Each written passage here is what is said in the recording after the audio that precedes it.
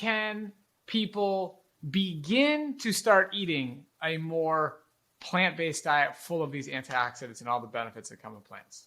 Yeah, I always look at one step at a time. Incremental steps make profound changes.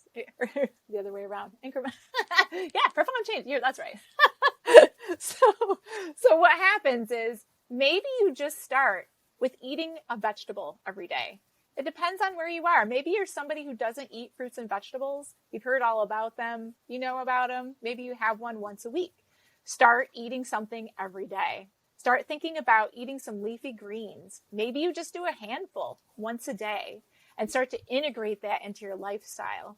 I usually challenge people to do, if you haven't really eaten any fruits and vegetables, that you start with 1 cup a day, whether it's a fruit or a vegetable, doesn't matter.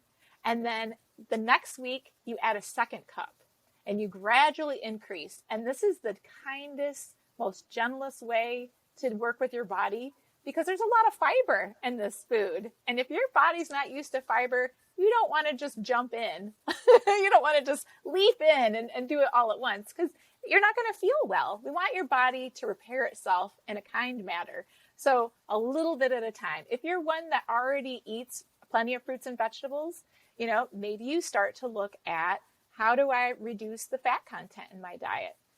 And we're big proponents of logging your food and understanding how much fat you eat every day. So we always are talking about Chronometer. So that's a fabulous app. If you're somebody who already eats lots of fruits and vegetables, starting to log your food in there so you can really understand, how much fat are you eating? What does this look like? But it's a sequential way of doing it that actually is going to make the biggest benefit, so that you feel good the whole time you're doing it.